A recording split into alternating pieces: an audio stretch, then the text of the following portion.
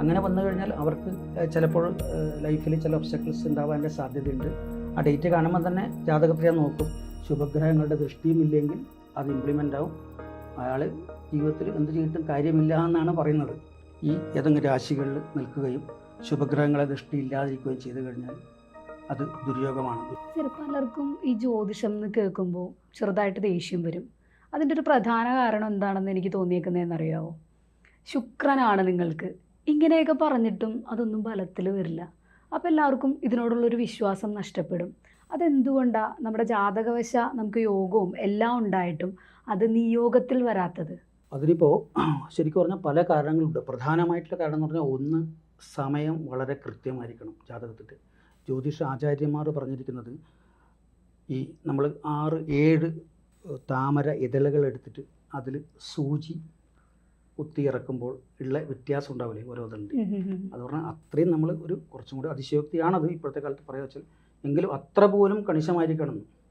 ചക്ക പോലുള്ള പേൻ എന്ന് പറയാറുണ്ടല്ലോ, അതുപോലെ ആയിരിക്കണം അത്.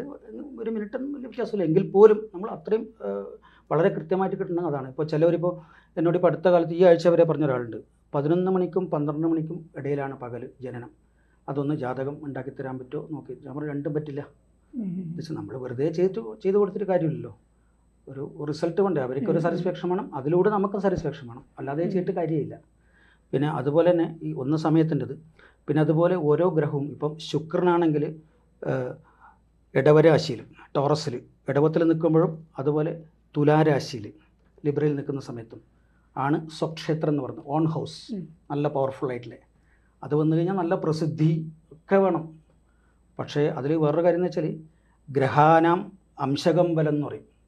ഒരു ഗ്രഹം എത്രമാത്രം അംശിച്ചിട്ടുണ്ടോ ഒരു രാശിയിൽ, അത് വളരെ പ്രധാനമാണ്. ഇപ്പോൾ ശുക്രൻ അവിടെ ഉണ്ട്, പക്ഷേ എത്ര അംശിച്ചിട്ടുണ്ടോ ഇല്ല നോക്കണം. അതിൻ്റെ സ്ഫുടം നോക്കിയിട്ടേ പറയാൻ പറ്റുള്ളൂ, അല്ലാതെ വെറുതെ പറഞ്ഞിട്ട് കാര്യമില്ല. പിന്നെ വേറൊരു കാര്യം, യോഗഭാഗ്യം എന്ന് പറഞ്ഞിട്ടൊരു കാര്യമുണ്ട്.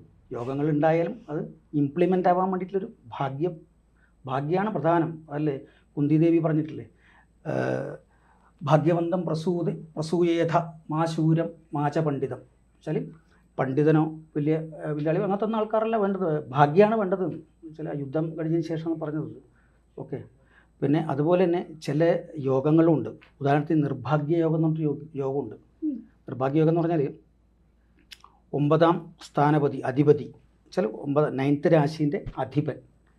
9th ഹൗസ് എന്ന് പറഞ്ഞാൽ ലക്കീൻ്റെ ഹൗസാണത്, ഭാഗ്യത്തിൻ്റെ.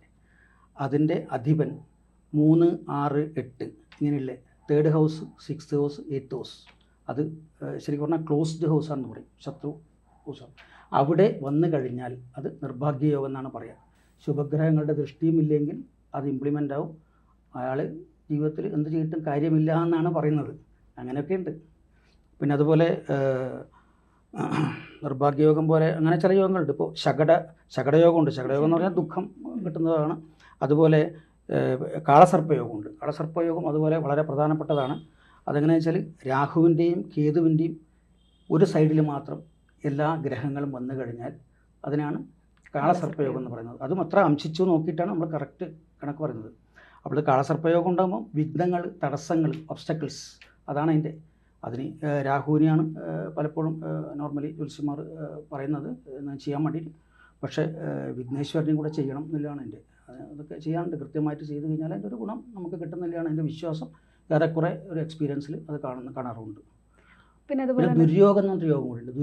ദുര്യോഗം എന്ന് പറഞ്ഞാൽ ശരിക്കും പറഞ്ഞാൽ നമ്മളെ അതും ഒരു ഇതുപോലെ വളരെ മോശമായിട്ട് വരുന്നതാണത്. ഈ 3, 6, 8 എന്നീ രാശികളുടെ അധിപന്മാർ കേന്ദ്ര രാശികളിൽ നിൽക്കുന്ന സമയത്ത്, കേന്ദ്രരാശി പറയുമ്പോൾ 1 ലഗ്നം, പിന്നെ 4, 7, 10 ഈ ഏതെങ്കിലും രാശികളിൽ നിൽക്കുകയും ശുഭഗ്രഹങ്ങളെ ദൃഷ്ടി ഇല്ലാതിരിക്കുകയും ചെയ്തു കഴിഞ്ഞാൽ അത് ദുര്യോഗമാണ്. ദുര്യോഗം എന്ന് പറഞ്ഞാലും അതുപോലെ ഒരു പ്രശ്നം തന്നെയാണത്. പിന്നെ കേട്ടിട്ടുണ്ട്, ഇപ്പം നമുക്ക് എത്ര നല്ല രാശിയാണെങ്കിലും നല്ല യോഗങ്ങൾ ഉണ്ടെങ്കിലും നമ്മളുടെ കർമ്മഫലമായിരിക്കും പ്രധാനമായിട്ടും അതിൻ്റെ എന്താ പറയുക, അത് കർമ്മഫലം കൊണ്ടായിരിക്കും നമുക്കത് കിട്ടുക എന്ന് പറയുന്നത്. അതെന്താ അങ്ങനെ പറയുന്നത്? അത് കർമ്മഫലം എന്ന് പറയുമ്പോൾ ശരിക്കും നമുക്ക് സാധാരണഗതിയിൽ 2 തരത്തിലുണ്ട്. ഒന്ന് വെച്ചാൽ നമ്മൾ പൂർവ്വജന്മത്തിലുള്ള എന്തെങ്കിലും പാപങ്ങൾ ചെയ്തിട്ടുണ്ടോ അങ്ങനെയുള്ളൊരു വിശ്വാസമുണ്ട്. പിന്നെ വിശ്വാസികളിൽ തന്നെ അത് വിശ്വസിക്കാത്ത ആൾക്കാരുണ്ട് പ്രത്യേകം.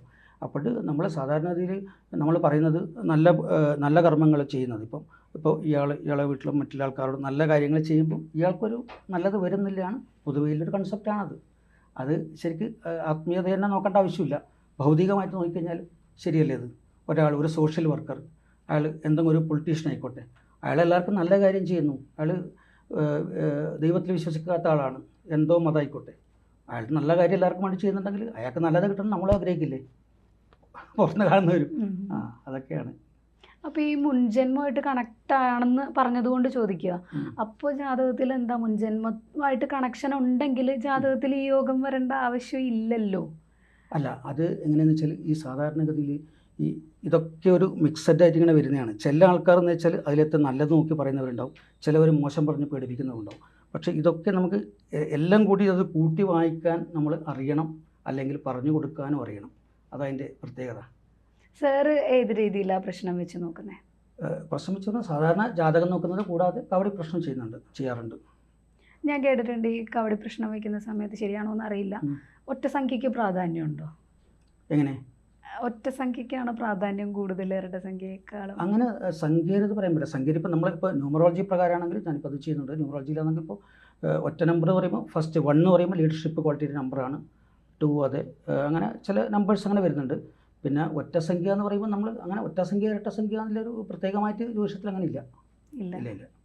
സംഖ്യകളുടെ ഒരു ശാസ്ത്രമല്ലേ ജ്യോതിഷം? അതെ, അതിനെക്കുറിച്ചുകൂടെ അത് ഇപ്പോൾ സാധാരണഗതിയിൽ നമ്മൾ ഈ 3, 6, 8 എന്നൊക്കെ പറയുന്ന രാശി, 8 പൊതുവെ ഒബ്സ്റ്റക്കിളിൻ്റെ ഒരു രാശിയാണ്. സാധാരണഗതിയിൽ ഒരു ഡേറ്റ് ഓഫ് ബർത്തിൽ ഡേറ്റ് ഫോർ എക്സാമ്പിൾ 17 വരുന്നു, അപ്പോൾ 1 + 7 8 ആണ്. അതുപോലെ 23 അല്ല, നമ്മളിപ്പോൾ എങ്ങനെയായാലും 8 കുട്ടിയെ കിട്ടുന്നത് അങ്ങനെ വരുന്ന സമയത്ത് ഒന്നുകിൽ 8 തന്നെ വരിക, അല്ലെങ്കിൽ പിന്നെ അപ്പോൾ 26 എന്ന് പറയുമ്പോൾ 2 + 6 8. അങ്ങനെ വന്നു കഴിഞ്ഞാൽ അവർക്ക് ചിലപ്പോൾ ലൈഫിൽ ചില ഒബ്സ്റ്റക്കിൾസ് ഉണ്ടാവാനുള്ള സാധ്യതയുണ്ട്. ആ ഡേറ്റ് കാണുമ്പോൾ തന്നെ ജാതകത്തിൽ നോക്കും, 8ൽ പാപഗ്രഹം ഉണ്ടോ നോക്കും. അപ്പോൾ പലപ്പോഴും ഇത് മാച്ച് ചെയ്യാറുണ്ട്, ഒരു 99% മാച്ച് ചെയ്യാറുണ്ട്. ഈ ഡേറ്റ് 8 ആണെങ്കിൽ അവിടെ 8 എന്ന് പറയുമ്പോൾ ശരിക്ക് പിന്നെ ഒബ്സ്റ്റക്കിൾ മാത്രമല്ല, എന്തെങ്കിലും വാഹന അപകടത്തിന്, അതുപോലെ അത് 8ൽ ചൊവ്വ വന്നാലും മറ്റാണ്, കുജൻ മാർസ്. അപ്പോൾ എന്തെങ്കിലും അപകടം, മെഷീനിന്ന് യന്ത്രത്തിൽ നിന്നുള്ള അപകടം, അല്ലെങ്കിൽ വാഹന അപകടം, വീഴ്ച, അതൊക്കെ ഉണ്ടാവാനില്ല. ഓപ്പറേഷൻസ്, അതൊക്കെ അതിൻ്റെ സാധ്യത പറയും. അതിപ്പോൾ ചൊവ്വ ലഗ്നത്തിൽ വന്നു കഴിഞ്ഞാലും അതിൻ്റെ സാധ്യത വർദ്ധിക്കാറുണ്ട്. പിന്നെ അതുപോലെ തന്നെ ഇതൊരു നമ്മുടെ ഗ്രഹങ്ങളുടെ സഞ്ചാരം അനുസരിച്ചിട്ട് മാറിക്കൊണ്ടിരിക്കുന്ന ഒന്നാണല്ലോ രാശി എന്ന് പറയുന്നത്. അപ്പോൾ ഈ ഇന്ന് നോക്കുന്ന രാശി നിസ്സാര ദിവസങ്ങൾ കൊണ്ട് മാറ്റം വരില്ലേ? അത് മാറ്റം വരും. അപ്പോൾ പിന്നെ മാറ്റം വരും എന്ന് പറഞ്ഞാൽ ഇപ്പോൾ ചന്ദ്രൻ എന്ന് പറഞ്ഞാൽ ചന്ദ്രൻ പെട്ടെന്ന് ഏറ്റവും കൂടുതൽ വളരെ സ്പീഡായിട്ട് പോകുന്ന ആളാണ് ചന്ദ്രൻ.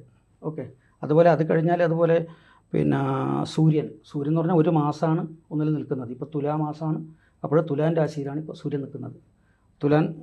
തുലാൻ കഴിയുന്ന സമയത്താണ് സംക്രമണം എന്ന് പറയുന്നത്. ചംക്രമണം എന്നാണ് അതിൻ്റെ ശരിക്കലെ രീതി, സംക്രമിക്കൽ. തുലാത്തുനിന്ന് വൃശ്ചികത്തിലേക്ക് പോവുക, അപ്പോൾ സൂര്യൻ വൃശ്ചികത്തിലെത്തി 1 മാസം.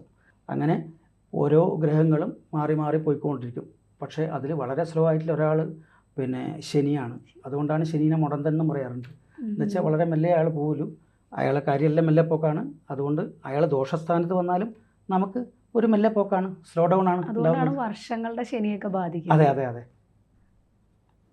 Okay, thank you sir. ജ്യോതിഷ പണ്ഡിതൻ ശ്രീ NR പൊതുവാളുമായി നിങ്ങളുടെ ജ്യോതിഷ സംബന്ധമായ പ്രശ്നപരിഹാരങ്ങൾ സംസാരിക്കുവാൻ താഴെ കാണുന്ന വാട്സപ്പ് നമ്പറിൽ ഒരു ഹായ് അയയ്ക്കുക. ശ്രീ NR പൊതുവാളുമായി ABC മലയാളം ജ്യോതിഷം നിങ്ങളെ നേരിട്ട് ബന്ധപ്പെടുത്തുന്നതായിരിക്കും. ജ്യോതിഷവുമായി ബന്ധപ്പെട്ട എല്ലാ വിശേഷങ്ങളും നിങ്ങളിലേക്കെത്താൻ ABC ജ്യോതിഷം സബ്സ്ക്രൈബ് ചെയ്യുക.